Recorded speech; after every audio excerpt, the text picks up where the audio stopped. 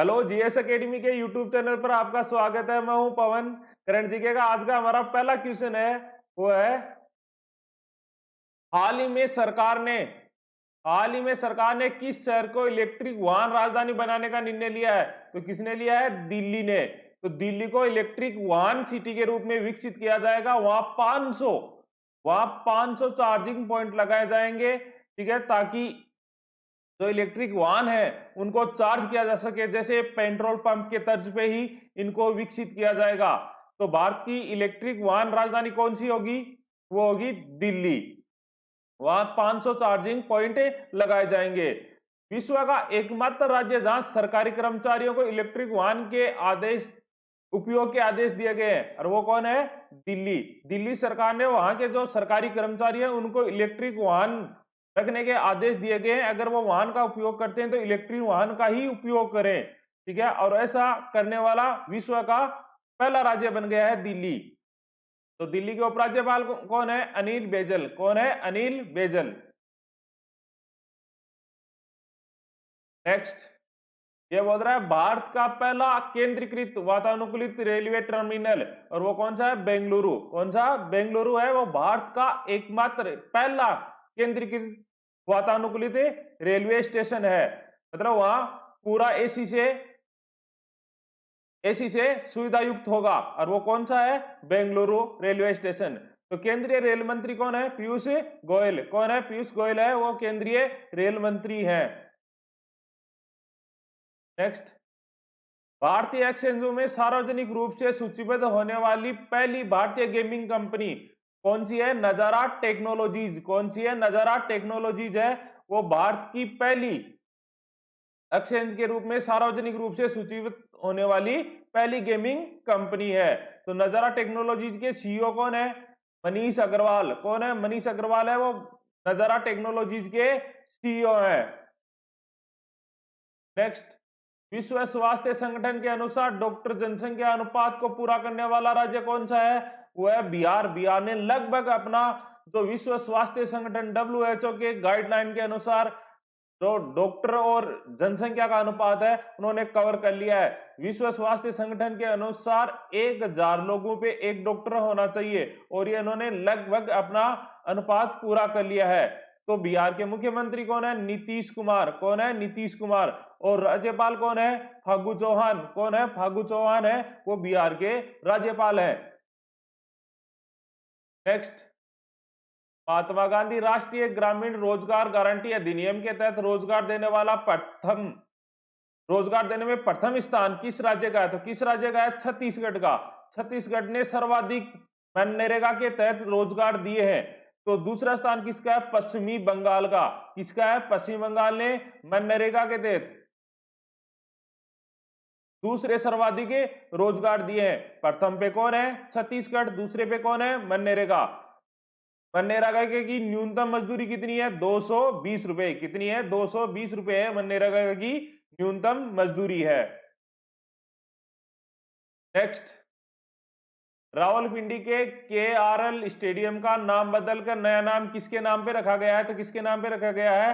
वो रखा गया है शोएब अख्तर के नाम पे। पाकिस्तान के पूर्व तेज गेंदबाज है शोएब अख्तर, उनके नाम पे रखा गया है रावलपिंडी स्टेडियम का नया नाम। पिछला हमारा प्रश्न था वो था जलवायु परिवर्तन सूचकांक 2021 में भारत किस स्थान पे है? तो कौन से स्थान पे है? 10वें स्थान पे है। और इसके विजेता है वो है सुनील, जिन्होंने सबसे पहले सही उत्तर दिया है। आज इसकी थोड़ी फोटो कट गई है लेकिन कल अच्छी आने वाली है। हमारे करंट के क्वेश्चन है वो कंप्लीट हो चुके हैं। आप देखिए मैथ के क्वेश्चन बड़े इंपॉर्टेंट है। अगर आप इन क्वेश्चन की एक्सरसाइज करते हैं तो आपका बहुत ही काम का। मैं आपको पहले दिन 5 क्वेश्चन दे रहा हूं, फिर दूसरे दिन वही क्वेश्चन मैं आपको बता रहा हूं। तो इससे ज्यादा आपके लिए क्या अच्छा हो सकता है? देखिए, पहला बहुत ही अच्छा क्वेश्चन है। 2 अंकों की एक संख्या के अंकों का योग 8 है। 2 अंकों की कोई भी संख्या है उनके अंकों का योग कितना है? 8 है। यदि इनके अंकों को परस्पर बदल दें तो नई संख्या प्रारंभिक संख्या से 54 कम हो जाती है। जो नई संख्या है वो प्रारंभिक संख्या से कितनी कम हो जाती है? 54 कम हो जाती है, ठीक है। तो देखो, 2 अंक कोई भी दो अंकों की संख्या होती है वो इस रूप में होती है 10x प्लस वाई के रूप में, इस रूप में होती है 10x प्लस वाई के रूप में। और हमें x प्लस वाई का योग दिया है, यानी x प्लस वाई यानी अंकों का योग दिया है, कितना दिया है 8 दिया है, ठीक है ना। अब देखो हम क्या करते हैं कि x को तो x ही रहने देते हैं, लेकिन y को हम कितना मान लेते हैं 8 माइनस एक्स, तो दोनों के अंकों का योग कितना है 8 होना चाहिए, ठीक है। तो पहले वो किस रूप में थी संख्या, वो थी 10x प्लस 8 माइनस एक्स, ठीक है। फिर उन्होंने क्या कर दिया, पलट दिया, तो अंकों को पलट दिया, मतलब x की जगह y आ गया और y की जगह x आ गया, इनको पलट दिया, तो वो किस रूप में हो गई 10 और ये आ गया 8 माइनस एक्स प्लस एक्स, इस रूप में आ गया, ठीक है। और ये देखो प्रारंभिक संख्या से 54 कम हो जाती है, इसका मतलब प्रारंभिक संख्या ज्यादा है, और कितनी ज्यादा है 54 ज्यादा है, तो ये आ गया 54, ठीक है। मैं यहाँ वैल्यू पुट कर देता हूँ, उत्तर आ जाते हैं, ठीक है। तो ये आ गया 10x प्लस 8 माइनस एक्स। अब देखो माइनस आया तो इसको पूरे को मैं कोष्टक में क्यों निशान चेंज होगा, ठीक है ना। देखो तो मैं कोष्टक खोलूंगा तो ये कितना आ गया 80 माइनस 10x, बार कोष्टक है 10x बराबर कितना आ गया 54 आ गया, ठीक है। अब इसको मैं हल कर देता हूँ, तो देखो क्या आ गया 10x plus 8 minus x minus, ठीक है। अब देखो बाहर माइनस है तो सभी के निशान चेंज हो जाएंगे, तो ये माइनस का 80 हो जाएगा और ये माइनस का है तो माइनस का एक्स हो जाएगा, बराबर आ गया, ठीक है। अब मैं पेन चेंज कर लेता हूं, ठीक है। अब देखो इसको, हमारे पास यहाँ 10x यहाँ माइनस एक्स, कितना हो गया 9x, और यहाँ प्लस के 10x है और माइनस एक्स, तो 9x की एक्स तो 18 हो गए। अब देखो प्लस के यहाँ 8 है, माइनस के यहाँ 80 है, कितने बचेंगे माइनस के 72, कितने बचेंगे माइनस के 72, ठीक है। और कोई संख्या है यहाँ, तो माइनस के 72 बचे, तो जाके आ गया 18 गुना में इधर आके काटूंगा मैं 18 तीसों, तो अक्स बराबर कितना आ गया 4 और 3 और 4, अक्स बराबर 7 आ गया। तो 7 आ गया तो मैं अगर यहाँ रखूं तो इसका मतलब मैंने इसको माना था क्या अक्स, तो अक्स का मैं 7 आ गया, और ये मैंने 8 में से 7 घटाए कितने आ गए, तो वो आरंभिक संख्या ही कहता है, ठीक है। मैंने यहाँ अक्स का मान रख दिया है तो उत्तर आ गए, है ना। एक बार और प्रैक्टिस कर, नहीं समझ में आए तो आप मुझे बताना, मैं आपको जरूर बताऊंगा, ठीक है ना। दोबारा कोई दिक्कत वाली बात नहीं है, ठीक है। नेक्स्ट है, वो बोल रहा है एक आदमी एक पुस्तक 20% लाभ पर बेचता है, कितने पे बेचता है 20% लाभ पे बेचता है, ठीक है। फिर बोल रहा है यदि वह आदमी से 20% कम मूल्य पर खरीदता, अगर वो 20% कम मूल्य पर खरीदता तो उस पुस्तक को 18 रुपए कम में बेचता, अगर उस पुस्तक को 18 रुपए कम में बेचता तो उस आदमी को 25% लाभ होता, कितना लाभ होता 25%। बोल रहा पुस्तक का क्रय मूल्य, पुस्तक का क्रय मूल्य क्या है ये आपको बता। देखो ये बड़ा इंपॉर्टेंट क्वेश्चन है, एग्जाम में बहुत बार ये आ चुका है, तो हम उसको कैसे निकालेंगे देखिए, बड़ा इंपॉर्टेंट क्वेश्चन, ठीक है ना। उसको कैसे हल करेंगे देखिए, पहले ऐसा मान लेता हूं मैं क्रय मूल्य की, क्रय मूल्य मान लेता हूँ, ठीक है। तो उसने 20% लाभ पे बेच दिया, 20% लाभ पे बेच दिया तो कितने में, आप ही बताओ 120 में बेचेगा, कितने में बेचेगा 120 में, ठीक है। फिर बोल रहा है यदि, यदि तो दूसरी कंडीशन लागू हो गई, तो दूसरी कंडीशन में क्या बोल रहा है, वो बोल रहा है यदि वह आदमी से 20% कम में खरीदता, तो 20% कम में खरीद रहा है तो कितने में खरीदता, तो कि पहले 100 में खरीद रहा था, 20% कम यानी 100 से 20 कम, तो कितने में खरीद रहा है वो 80 में, ठीक है। और उस पुस्तक को 18 रुपए कम में बेचता, पहले जितने में बेच रहा है उससे अब 18 रुपए कम में बेच रहा है, तो ये देखो परसेंट तो क्या होता है कि एक आभासी संख्या होती है, रियल नहीं होती, लेकिन ये यहाँ रियल बोल रहा है 18, तो इसको एक बार साइड में कर देते हैं, ठीक है। तो उस आदमी को 25% लाभ होता, कितना लाभ होता 25% लाभ। तो मुझे एक बात बताओ 80 में खरीदा, उसको 25% लाभ में बेचेगा तो कितने में बेचेगा वो 80 गुणा 125/100 में, कितने में बेचेगा ना। अब इसको हल कर देता हूँ, 25 से काटूंगा या 5 और ये 4, ठीक है, 4 से काटते हैं मैंने, यहाँ कितना आ गया, कितने में बेचेगा वो 100, कितने में बेचेगा 100 में, पहले कितने में बेच रहा था 120 में था, अब बेच रहा 100 यूनिट में, तो देखो कम में बेच रहा है ना, कितने में बेच रहा है 20 में नहीं, कितने में बेच रहा है वो बेच रहा है 18 रुपए कम, कितने में 18 रुपए कम में, यानी 20 यूनिट की वैल्यू कितनी आ गई 18 आ गई। हमें बोल रहा क्रय मूल्य बताओ, तो क्रय मूल्य मैंने कितना माना था 100, मतलब 100 यूनिट की वैल्यू पूछी है और हमें कितने की दे रखी है 20 यूनिट के बराबर 18 दे रखा है, तो 100 के बराबर मैं इनको 5 से इधर से गुणा कर दूं तो इससे भी इधर भी 5 से गुणा कर दूं तो इधर भी कितना हो जाएगा 100 और इधर कितना हो जाएगा 90। ठीक है, तो 100 यूनिट की वैल्यू 90 और सही हमारा क्या था क्रय मूल्य था, यही तो क्रय मूल्य था, तो इसका मतलब हमारा उत्तर क्या 90 रुपए का आरंभिक मूल्य या क्रय मूल्य आरंभिक कितना था, वो था 90 रुपए। समझ में आया? ठीक है ना। नेक्स्ट है, ये बोल रहा है कांति की अपेक्षा कावेरी किसी काम को करने में दुगुना समय लेती है। कांति है वो कावेरी से किसी भी काम को करने में दुगुना समय लेती है। तो मैं यहाँ देखो साथ साथ लिख लेता हूं ताकि अच्छे से समझ में आ जाए। कांति है और एक कावेरी है। कावेरी से क्या ले रही है, वो दुगुना समय ले रही है ना, दुगुना। तो कावेरी जितना भी समय ले रही है उससे कांति सॉरी कांति की अपेक्षा कावेरी दुगुना समय ले रही है ना। तो कावेरी दुगुना समय ले रही है, ठीक है? दुगुना समय ले रही है कांति की अपेक्षा कावेरी। ठीक है, फिर आगे बोल रहा है कल्पना किसी आगे बोल रहा है कल्पना की अपेक्षा 3 गुना समय लेती है। कौन लेती है? देखो कांति है, कांति की अपेक्षा कावेरी किसी काम को करने में दुगुना समय लेती है और कल्पना की अपेक्षा कौन कावेरी, ठीक है, वो कितना लेती है 3 गुना समय लेती है। तो कल्पना हो रहा है यहाँ, ठीक है, और कल्पना की अपेक्षा वो 3 गुना समय लेती है, कौन ले रही है कावेरी। ठीक है, अब देखो ध्यान से देखो आप, बड़ा इंपॉर्टेंट क्वेश्चन है, आसान सा क्वेश्चन। ठीक है, ये बोल रही है कि कांति है वो कावेरी से, ठीक है सॉरी कावेरी है वो कांति की अपेक्षा दुगुना समय लेती है। फिर बोल रहा है हमें कल्पना की अपेक्षा 3 गुना समय लेती है। कल्पना की अपेक्षा कौन ले रही है? कावेरी। ठीक है, तो मैं ऐसा मानूं कि कावेरी का समय ऐसा मानूं कि वो 2 से भी कट जाए और 3 से भी कट जाए, तो इसका मान लूं मैं कावेरी का कितना 6, कितना मान लूं मैं 6। ठीक है, अब देखो कांति है, कांति की अपेक्षा कावेरी दुगुना समय ले रही थी, इसका मतलब इसका दुगुना 6 होता है 3 का, इसका मतलब कांति कितना समय ले रही थी? 3 ले रही थी। ठीक है, फिर मैं देखो कल्पना है, कल्पना की अपेक्षा कावेरी है वो 3 गुना समय ले रही थी, तो 3 गुना समय ले रही, तो इसका तिगुना, इसका तिगुना 6 होता है 2 का, तो ये आ गया 2। तो इसका मतलब कांति कितना समय ले रही है? 3 ले रही है। कावेरी कितना ले रही है? 6 ले रही है। और कल्पना कितना ले रही है? 2 ले रही है। मैं पेन का कलर चेंज कर लेता हूं। ठीक है, अब मुझे एक बात बताओ कि ये तो इनका समय कहां आ गया, समय का अनुपात आ गया, कितना आ गया 3 अनुपात 2। अब हमें निकालना है किसका? उनके क्षमता का अनुपात। क्षमता का अनुपात उल्टा होता है, तो उल्टा कैसे करते हैं देखिए इनका, इनको देखो अगर कांति का निकालना है तो इन दोनों को गुणा कर देते हैं, क्या 12। इसका निकालना है तो इसको, अब कावेरी का निकालना है तो इनको छोड़ दो, इन दोनों को गुणा कर दो, कितना आ गया, इन दोनों को कावेरी का निकालना है तो जिसका निकालना है उसको तो छोड़ दो और को गुणा कर दो। ठीक है, फिर हमें कल्पना का निकालना है तो इनको छोड़ दो, इनको गुणा कर दो, कितना आ गया, आ गया।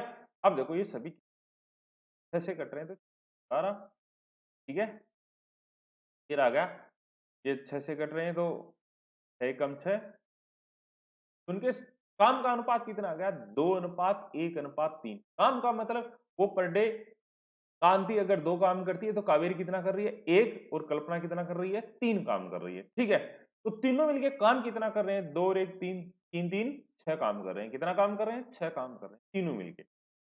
मुझे एक बात बताओ 6 काम कर रहे हैं तीनों मिलके और उन्होंने एक दिन में कर दिया, इसका मतलब टोटल काम कितना है? काम कितना है? यही तो बोला है। अब हमें आगे बोल रहा है कि उस काम को करने में कांति अकेला कितना समय लेगी। तो कांति रोजाना का कितना काम कर रही है? 2 कर रही है, उसे करना अच्छा है तो कितना, 6/2 बराबर 3। कितने दिन लेगी कांति? कांति लेगी, ये कांति है उसे 3 दिन लेगी। समझ में आया?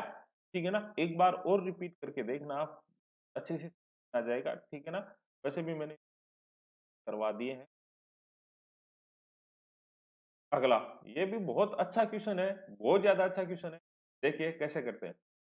ये बोल रहा है दो भाइयों के आयु के व्युत्क्रम का योग, व्युत्क्रम तो आयु ऐसा मान लेता हूं मैं, अक्स और वाई मान लेता हूं दो भाइयों की, तो उनका व्युत्क्रम कितना होगा 1/अक्स और 1/वाई का योग। तो मैंने योग कर दिया है, योग कर दिया है उनकी आयु के व्युत्क्रम के अंतर का।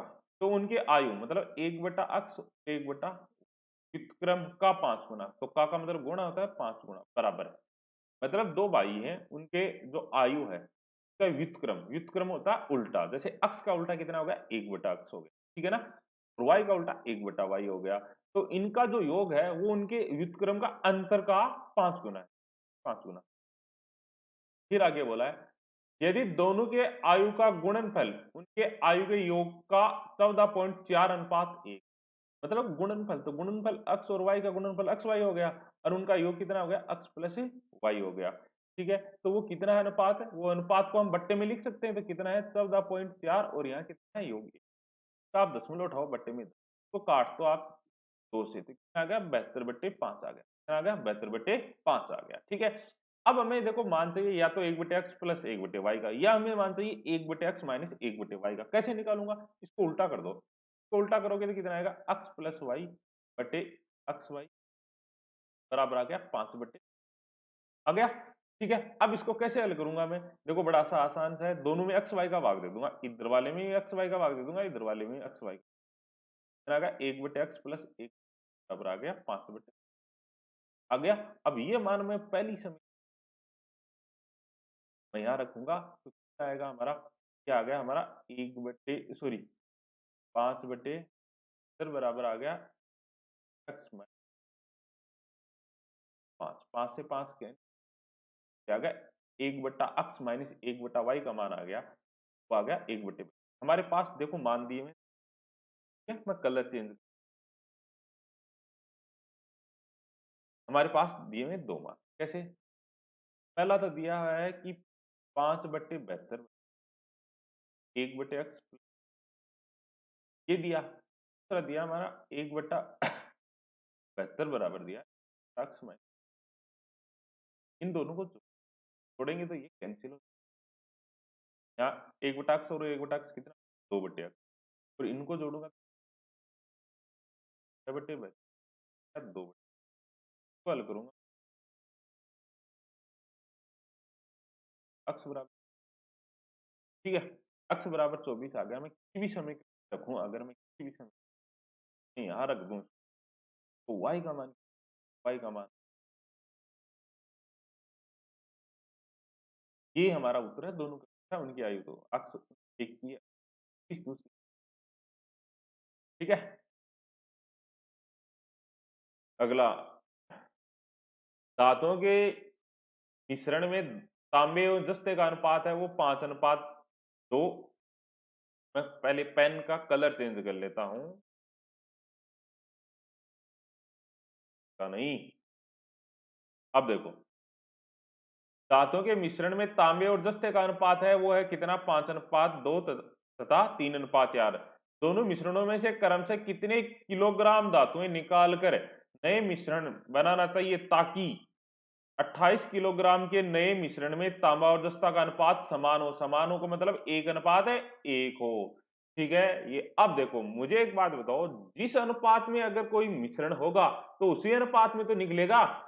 अब मुझे बताओ जैसे दूध है, उसमें आधा दूध और आधा पानी, तो आप अगर गिलास में निकालोगे तो आधा दूध आधा पानी आएगा ना, जिस अनुपात में था उसमें उसी अनुपात में निकलेगा, ठीक है ना। तो उसमें मैं क्या करूंगा, जिस अनुपात में है उसी अनुपात में निकलेगा, तो इसका अनुपात कितना है, अब देखो हमें दिया हुआ पहला तो 5 अनुपात कितना, हमें दिया 5:2, फिर दिया 3:4, हम एक धातु को पकड़ लेते हैं और उसका तिरछा अंतर करके हम अनुपात निकाल लेते हैं। तो कैसे, पहले कितना था, देखो मिश्रण में तांबा कितना था 5, और जस्ता कितना था 2 था, तो टोटल तांबा कितना था, हम तांबे को पकड़ लेते हैं 5 था, किसमें से टोटल में से, टोटल कितना है 7। दूसरा कितना है, देखो तांबा कितना है 3 है, किसमें से टोटल 7 में से। अब देखो दोनों को मिलाने पे कितना होना चाहिए, तांबा 1 होना चाहिए, किसमें से टोटल 2 में से। तो अगर मैं तिरछा अंतर करूं तो देखो पहले तो नीचे वाले गुणा कर दूंगा मैं, कितना आ गया 14 आ गया, कितना आ गया 14, ठीक है। फिर मैं क्या करता हूं, इनको तिरछा गुणा कर देता हूं, 6 आ गया और यहाँ आ गया 7, तो कितना आ गया 1, अरे इनका तिरछा गुणा मतलब इसके 2 वाला इधर से गुणा और ये 7 वाला इधर से, ठीक है, समझ में आ गया। तो इनका अंतर आ गया 1, ठीक है। इनका करता हूं मैं तो कितना आ गया, देखो नीचे तो आ गया 14, वो इधर आ गया 10 और इधर आ गया 7, तो कितना आ गया अंतर 3, इनका तिरछा गुणा कर लेना आप, ठीक है। तो इनका अनुपात कितना आ गया हमारे पास, इसको काट तो में आ गया 1:3, मतलब वो मिश्रण है वो किस अनुपात में है 1:3 में, तो कुल कितना हो गया हमारा 4, 4 नहीं मिश्रण कितना है टोटल 28 है, कितना गुणा 7 गुणा, तो इसको भी किससे गुणा करूंगा मैं 7 से, इसको भी किससे गुणा करूंगा मैं 7 से, तो कितना आ गया ये 7 और ये 30, तो कितना कितना किलोग्राम निकाला उन्होंने? 7 और 21 निकाला है। कितना निकाला है? 7 और 21। समझ में आया? नेक्स्ट है, ये आपको करने हैं आज के क्वेश्चन है, बड़े इंपॉर्टेंट क्वेश्चन है, आप करके कमेंट करिएगा, ठीक है ना? आप देख रहे हो लेकिन कमेंट नहीं कर रहे हो ना, ये गलत बात है, तो कमेंट करिएगा, ठीक है? पहला क्वेश्चन है हमारा, वो देखो बड़ा अच्छा सा क्वेश्चन है, ये बोल रहा है क्रमशः x रुपए प्रति किग्रा और y रुपए प्रति किग्रा वाले दो वस्तुओं को किस अनुपात में मिलाया जाए ताकि मिश्रण का मूल्य z रुपए प्रति किग्रा हो जाए, आपको बताना है, ठीक है? मिश्रण का क्वेश्चन है, बहुत अच्छा क्वेश्चन है, बताना है। अगला है, रमेश एक कार्य को 20 दिन में कर सकता है, वह अकेले 10 दिन कार्य करता है और शेष कार्य को संजीव की सहायता से 2 दिन में पूरा कर सकता है। यदि दोनों एक साथ कार्य करें तो पूरा कार्य कुल कितने दिन में पूरा हो जाएगा, आपको बताना। ये भी बहुत अच्छा क्वेश्चन है, कमेंट करके जरूर बताइएगा। अगला, x और y का योग ज्ञात करें ताकि संख्या 543 एक्स वाई और 45 से विभाजित हो जाए। मतलब एक संख्या आपके पास है, वो है 543 एक्स वाई, और इसमें किसका भाग देना है? 45 से, और भाग पूरा पूरा जाना चाहिए, तो आपको एक्स और वाई का मान बताना है, ठीक है? नेक्स्ट, एक विक्रेता प्रत्येक साइकिल के अंकित मूल्य पर 10% की छूट प्रदान करने के बावजूद साइकिल पर 25% का लाभ प्राप्त करता है। एक विक्रेता है, वो क्या कर रहा है कि जो अंकित मूल्य है उस पर 10% छूट देने के बावजूद भी वो लाभ कमा रहा है 25%। साइकिल का अंकित मूल्य कितना है? 50 रुपए। तो उसका क्रय मूल्य, कॉस्ट प्राइस बतानी है आपको, अंकित सॉरी क्रय मूल्य बताना है, अंकित मूल्य आपको दिया हुआ है, मार्कअप प्राइस आपको दी हुई है, ठीक है? लास्ट क्वेश्चन है हमारा, वो आपको बताना है, चीनी के 4% सांद्रता वाले 6 लीटर घोल में से 1 लीटर पानी वाष्पित हो जाता है। कितना हो जाता है? 1 लीटर पानी वाष्पित हो जाता है, तो बचे हुए घोल में चीनी की प्रतिशत मात्रा होगी, आपको बताना है कि बचे हुए घोल में चीनी की प्रतिशत मात्रा कितनी है, ठीक है? कमेंट जरूर कीजिएगा। और आज का हमारा प्रश्न है सबसे इंपॉर्टेंट प्रश्न, वो है अंतरराष्ट्रीय मातृभाषा दिवस कब मनाया जाता है, आपको बताना है अंतरराष्ट्रीय मातृभाषा दिवस कब मनाया जाता है, ठीक है? आपको डेट बतानी है वो, ठीक है? आज के लिए बस इतना ही, थैंक यू। ऐसे ही मुस्कुराते रहें, ठीक है? और आपका प्यार मिलता रहे।